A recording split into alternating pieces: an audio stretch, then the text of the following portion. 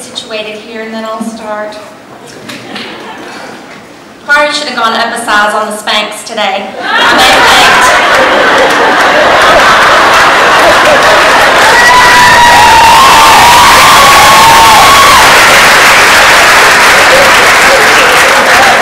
So, good afternoon. Aren't we all looking fabulous today? We should, right? Considering we all just spent a pretty penny on a black muumuu that is now covering whatever beautiful outfit we've got going on underneath. Or lack thereof. I heard some were going to Commando. I saw some of you on Facebook this last week complimenting these fashion-forward sleeves. Some of us found a new, we stored like our lip glosses and phones and stuff in them, so they really did come in handy. And let us not overlook this intricate pleating we've got going on here. See? I feel like this is a really appropriate time to stop and congratulate the social work faculty. You've produced students who can find the strength in a muumuu.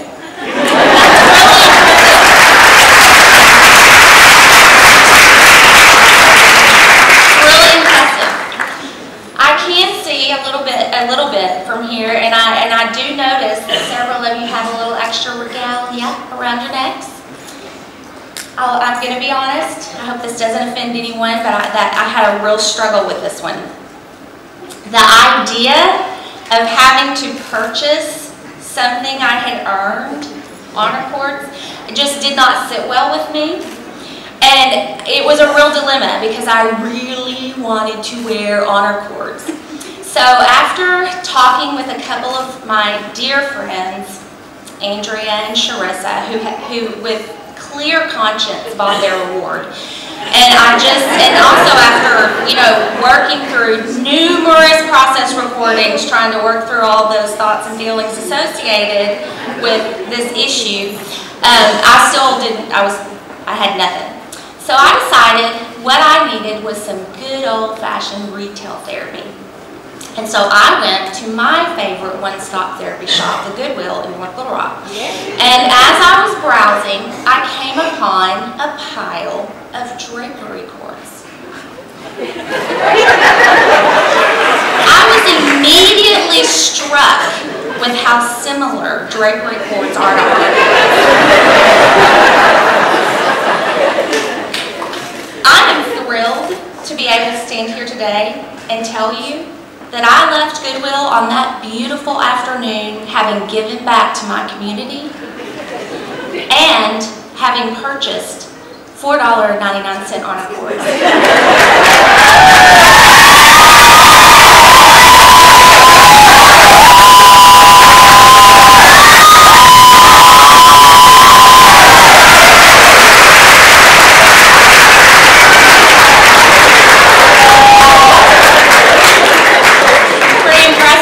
Another shout out to you guys for resourcefulness. Thanks.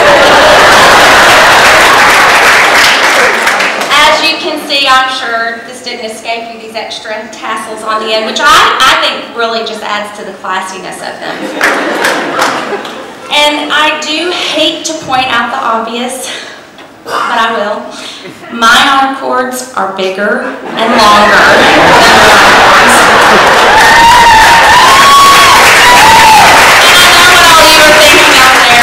Wow, look at that. Look at the girl and those size of those honor cords. She must be somebody really important. And you would be right. All kidding aside, I am so honored, really, to be standing before you today. I'm going to take these off. They're going to give me I'm going to have to go to the chiropractor. I count it as such a privilege to be standing before such an incredible group of individuals today. Some of you I know very well. You are dear friends to me. Others of you, I will be honest and say I had not laid eyes on before today. But this journey that we are successfully completing together today, called graduate school, connects us in a way that for me is very profound. I've said many, many times over the last several months, if it weren't for life, graduate school would be a breeze. But life goes on. Life with its twists and turns and ups and downs. And we've experienced a lot of life together. We've shared engagements, marriages, pregnancies, and birth announcements. And we've also shared broken relationships, divorces and deaths, losses of health and jobs. Many, if not most of us, have children, and some of those children are teenagers, and that's all I'm going to say about that. Several of you are single parents, and then there are those of you who are raising your grandchildren. Some of you have worked while you've completed your education. And while none of our paths are exactly the same, the very fact that we are here together today is the tie that binds. We have persevered and completed what we set out to accomplish. And I think that deserves a hand.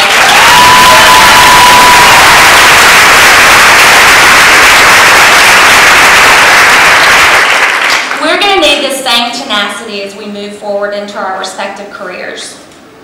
There are going to be days that test our resolve and threaten to callous the compassionate instincts that first brought us to this field. You may have already experienced some days like this. Recently, during a particularly busy and frustrating day at my internship, my field instructor, Nancy Strike, very proud of her, I love her, went into her office to take a couple of deep breaths before taking her place back on the front line, because that is how it feels sometimes. After a bit, she called me into her office, and with misty eyes, she said, Alicia, she handed me a piece of paper, and she said, Alicia, this is why I chose and why I continue to choose to work in this field. The email she placed in my hands and its contents there's something that continued to move and encourage me. And I really felt like it was something that needed to be shared. And so I contacted the author of the email and I asked her if she would be okay with me reading it to you today. And she graciously told me that she was happy for me to share it with anyone I thought it would encourage. So here it is. Ms. Strite, my name is Michelle Couturier-Vargas, and I am a county supervisor for the Division of Children and Family Services. We have never met, but I had an interesting conversation this weekend in which your name came up, and I wanted to share it with you. I found myself working this Saturday in order to meet a delivery truck at my office as we were shipping a large number of old foster care files to be stored in Little Rock. The delivery driver, whose name I did not learn, was commenting on the large number of boxes that we were sending. I told him that the boxes were full of files from kids who had been in foster care a number of years ago, and he commented, that must have been a lot of kids in care. We laughed and I said, yes, there usually are, but also noted that a couple of these boxes were full of just one child's file. This made him pause a moment as he looked again at the size of the box, standard file box size, and then said, yeah, I can believe that. I would have been a one whole box kid. He then told me that he had been an only child, but quite a handful.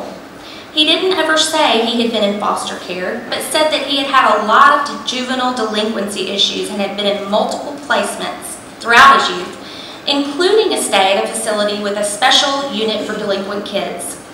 He again stated that his file, he was sure, would have filled at least one box. I smiled and said to him, that was okay, because it was kids like him that make most of us come into this line of work to begin with.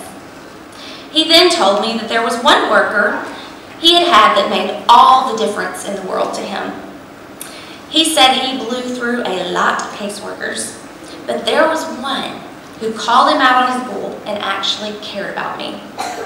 He said if it weren't for this particular worker, he was sure that his life would have turned out very differently and that he would have surely spent most of it in jail or worse. When I asked him the name of that worker, he said with a huge smile on his face, Nancy Strite, and she still knows me too. I saw her recently. He was very insistent that if you hadn't stuck with him, he would have never known anyone cared about him, and he would have never had any reason to even try to be better. I have been in this line of work long enough to know there are certainly days we all wonder what else we could have done with our lives that would have been easier on the heart, and certainly jobs that would have paid us more. I know we don't get to hear it nearly enough, that we are actually making a difference. So I wanted to make sure to pass along to you how much of a difference you have made in this young man's life, and how special a place you hold in his heart. That story is such an encouragement to me. This young man that she's talking about is now an adult with a job, and the fact that a social worker many, many years ago touched his life in such a way that he is now a successful adult was just such an encouragement to me. And I hope it is an encouragement to you too. I hope that's something that sticks with you like it stuck with me. There are wonderful days ahead, and there are also days that will be difficult. My prayer is, and will continue to be, that the struggles, those we have already experienced and those that are yet to come, will only make us better able to learn from, empathize with, and care for those we have been called to support. In closing, I'd like to share a blessing that I believe sums up the hopes I have for all of us as we move along in our journey as colleagues. May the Lord bless and keep you.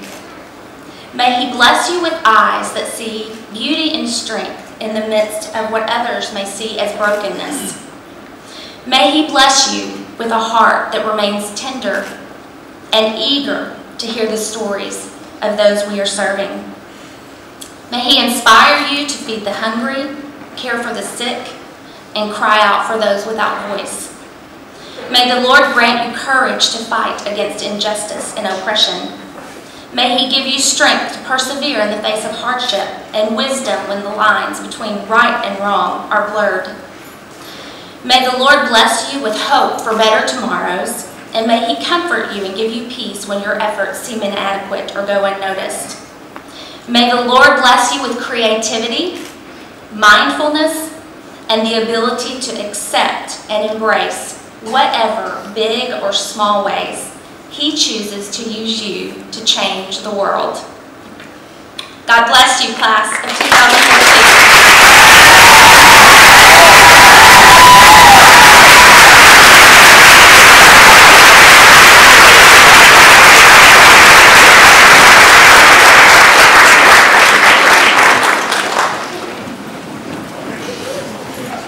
Thank you very much.